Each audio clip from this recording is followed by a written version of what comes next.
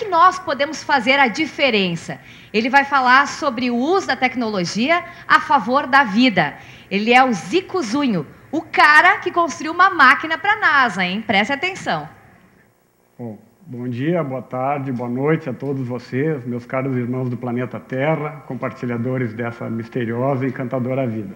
Digo irmãos até no sentido literal, pois tanto o projeto Genoma Humano quanto o projeto do ADN mitocondrial concluiu que formamos uma única família humana, né? Uma espetacular e grandiosa família.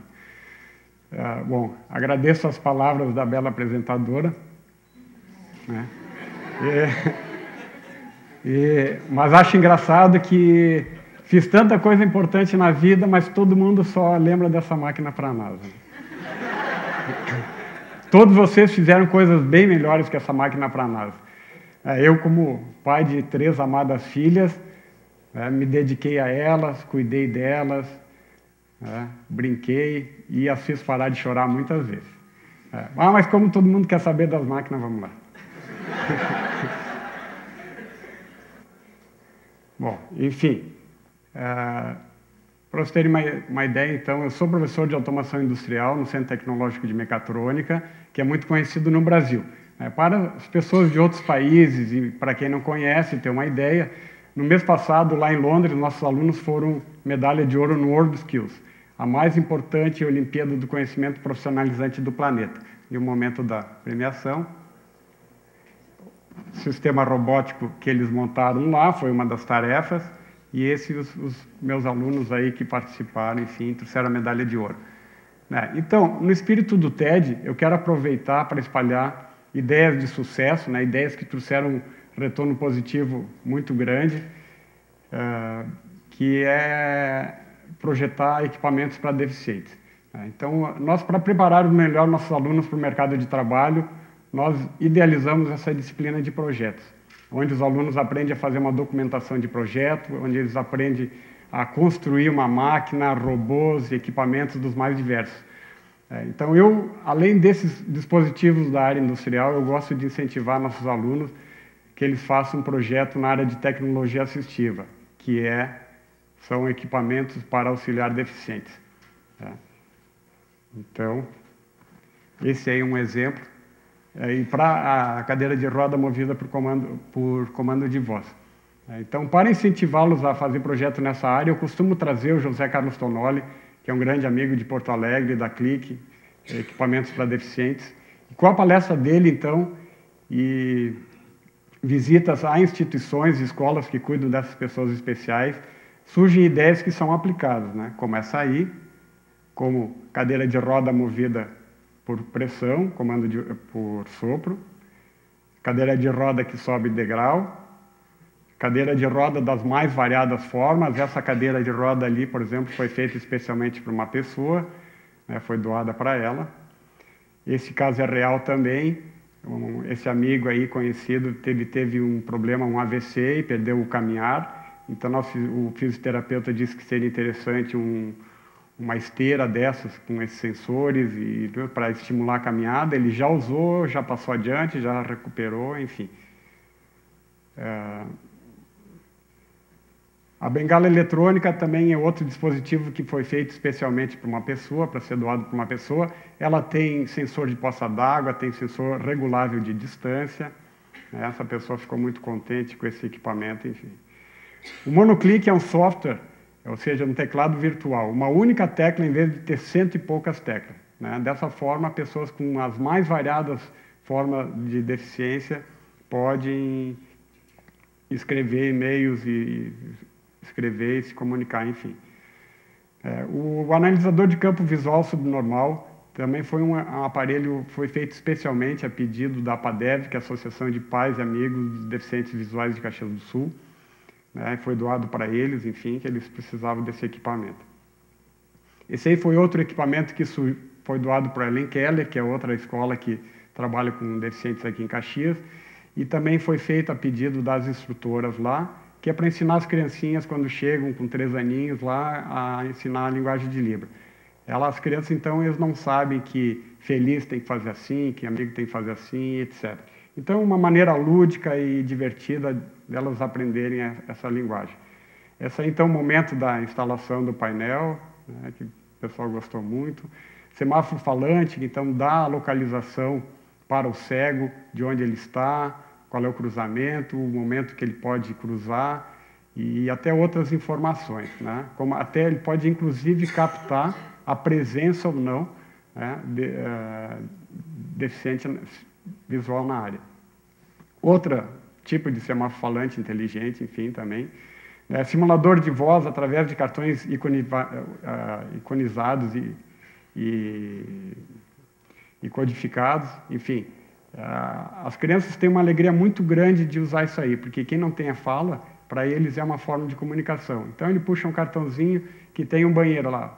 Por favor, ele vai dizer, né, esse aparelho, preciso de um serviço de banho, preciso, por favor, onde é que eu pego o ônibus da Vila Kaiser? O meu nome é Joãozinho, como é seu nome, quanto é que custa isso aí? Enfim. Esse outro dispositivo para facilitar idas e vindas dos cegos, né, em ônibus, parada de ônibus, tem com link de RF, que avisa quando o ônibus está chegando, enfim. E robôs manipuladores, 16 movimentos, com controle de radiofrequência, para auxiliar as mais diferentes funções. O Traumatex foi um equipamento encomendado, pedido por uma amiga que é psicóloga, que ela estava tratando de uma equipe de um banco em Porto Alegre que foram assaltados. Então a turma estava traumatizada, ela precisava de um equipamento, especificou o jeito que ela queria, então doei esse equipamento para ela. Enfim, pena que o tempo é curto, mas são uma intensidade muito grande de equipamentos que surgem essa criatividade. Estavam falando até agora sobre criatividade, né? Essa aí foi uma bancada também que um fisioterapeuta encomendou para fazer os velhinhos surfarem, né? Ou seja, é para fazer uma jogada e reforçar as juntas, né? Reforçar os tornozelos, enfim. Então, campainha visual, vibratória, isso aí surgem os mais variados. Então, eu fico imaginando aqui, se essa ideia, né, através do TED, for aceita, for adotada por escolas técnicas, universidades pelo mundo afora. Então, que coisas maravilhosas surgirão. Então, isso aí eu acho que vocês já estão pensando algumas ideias dessas, né? Bom, além desse projeto de tecnologia assistiva, eu quero aproveitar o TED para difundir no mundo inteiro um equipamento que salvará milhões de pessoas em todo o planeta, né? Trata-se, então, do detetor de sono e de embriaguez a ser instalado em todos os veículos. Todos os veículos precisariam ter esse equipamento. Enfim, grandes empresas já estão trabalhando nesse sentido. Só que eles usam padrões faciais, frequência de piscada de olho, ótimo, né? Espero que tenha sucesso, mas acredito que está longe de serem triviais a ponto de ser instalado em todos os equipamentos. Tá? O que eu proponho, então, é um aparelho baseado na frequência cerebral e que disparar um alarme, então, visual, auditivo e vibratório no momento que ele captar uma ressonância com uma frequência de pré-sonolência. Né? Mas os organizadores do TED me disseram que não era bem isso que eles queriam. Né? Que não interessa tanto o projeto em si, né? Não interessa tanto os detalhes do projeto, e sim como funciona o processo criativo, né? De onde tiro ideias que acabam resultando em máquinas e equipamentos, né? De onde vem essa inspiração. Eu, sinceramente, acho que não tem nada tão especial assim, mas procurando responder, né, meu amigo Maulon, eu acredito que toda invenção tem esses 4 requisitos. Então, elenquei isso aí, que eu acho que pode ser útil para muitas pessoas. Estar preparado é, basicamente, estudar, logicamente, estudar muito. Então, todo jovem precisa escolher uma profissão que possa se dedicar e para desenvolver os seus talentos. Né? Querer ajudar, eu lembro uma frase de infância que dizia mais ou menos assim: há 2 tipos de pessoas, aquelas que mais querem ajudar e aquelas que mais querem ser ajudadas. De qual grupo tu quer participar? Bom, e existia a necessidade, para quem estar preparado e quem quer ajudar, as oportunidades surgirão. Isso a própria física quântica explica. E o empenho na realização nada mais é do que manter o foco, ou seja, tomar todas as atitudes para concretizar aquele projeto. Tá? Eu sou suspeito para propor esse tipo de sequência aí de atitudes. Tá? Porque, para mim, projetar uma máquina, sinceramente, é muito mais fácil do que fazer uma lasanha. A palestrante de manhã acho que não, né? E além disso, turma, eu tenho o privilégio de ser filho do engenheiro e biólogo apaixonado pela natureza. Então, eu acho que outra dica para os pais é essa, né? Esse incentivo positivo. Só para vocês terem uma ideia, quando a gente era criança, o pai colocava o microscópio de lâmina, né, na mesa, e a gente tinha que analisar sangue, células e tecidos orgânicos, né, e tinha que desenhar e depois observar se era aquilo mesmo, depois comparar com os livros de botânica, zoologia e biologia. E tinha também um outro equipamento muito legal, que é o microscópio de lupa. Com esse a gente pegava os bichinhos coloridos, os insetos, partes de plantas, e tinha que desenhar também essa forma. Então, turma, pensando em compartilhar esses conhecimentos científicos, né, que eu aprendi por osmose desde criança, químicos, físicos, biológicos e ecológicos também. Eu acabei, então, preparando esse livro aqui. Tá? Eu pretendo, com esse livro, então, popularizar a ciência. Tá? Por que é importante isso? Porque o que afeta a vida interessa a todos. Não precisa ficar restrito a um pequeno grupo de cientistas. Além disso, ninguém ama o que não conhece. Com maior conhecimento, haverá maior respeito, maior amor e maior proteção à natureza. Tá? O start desse livro foi interessante. Os alunos começaram, uns 2 anos atrás, estavam preocupados com essa história de 2012. Tá? Você pode achar graça, mas enfim, muitos me diziam: professor, por que eu vou estudar se o mundo vai acabar? Por que eu vou me preparar para a vida? Por que eu vou me preservar sexualmente? Opa, eu vi que o negócio era sério. Alguém tem que fazer alguma coisa para desmistificar essas teorias apocalípticas. Peguei todas essas teorias que estão circulando por aí de extinção da humanidade e da Terra e as desmistifiquei. Tá? E aproveitei para colocar, então, no livro toda essa questão biológica, química, física e ecológica da natureza, ou seja, o entendimento científico da criação. Pô, é forte, né? Entendimento científico da criação é muita pretensão, mas, enfim, é como eu a entendo, né? E como eu quero compartilhar isso com vocês. Como aquele livro já está no finalzinho, eu acabei melhorando e, então, estou aproveitando o TED aqui para lançar em primeira mão esse livro, Antídoto Apocalíptico. 140 razões científicas emocionantes para você se apaixonar pela vida. Então, esse livro, ele tem tudo a ver com a alegria de viver. Ele tem tudo a ver com a gratidão pela nossa vida, pela vida de todos e por todas as condições que propiciam a nossa vida. Ele é o remédio contra tantas previsões sombrias e nefastas que estão propagando por aí. Antídoto Apocalíptico tem também aqueles dados fascinantes da astronomia que você pode e deve conhecer. O Antídoto Apocalíptico calcula as possibilidades de vida extraterrestre. O Antídoto Apocalíptico propõe o melhor uso da inteligência humana no nosso planeta. Né? E ele tira também a ciência e fé da rota de colisão, que devem andar juntas e de mãos dadas. Né? Ele tem um capítulo sobre criacionismo e evolucionismo. Né? Por quê? Que isso é a busca da origem das espécies, a busca da origem da vida.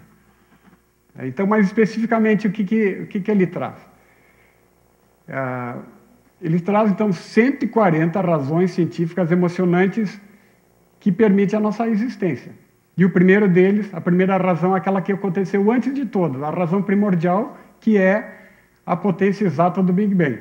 Se o Big Bang ocorreu, ele foi na potência justa e perfeita. O próprio Stephen Hawking, que quer ser ateu, reconheceu que foi coincidência demais, né? Que o acaso jamais teria resultado no universo que está aí.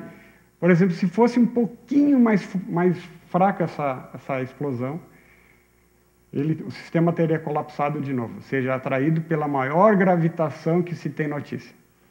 Se fosse um pouquinho mais forte, o sistema teria tão expandido tão rapidamente, teria gelado e seria constituído de gás e partículas, ou seja, impossibilitando qualquer tipo de vida.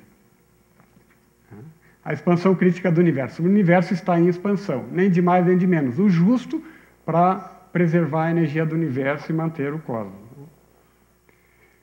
O nosso Sol, apesar das pequenas flutuações, ele tem uma radiação tão constante que os próprios físicos chamam constante solar, que vale lá seus 1.367 watts por metro quadrado.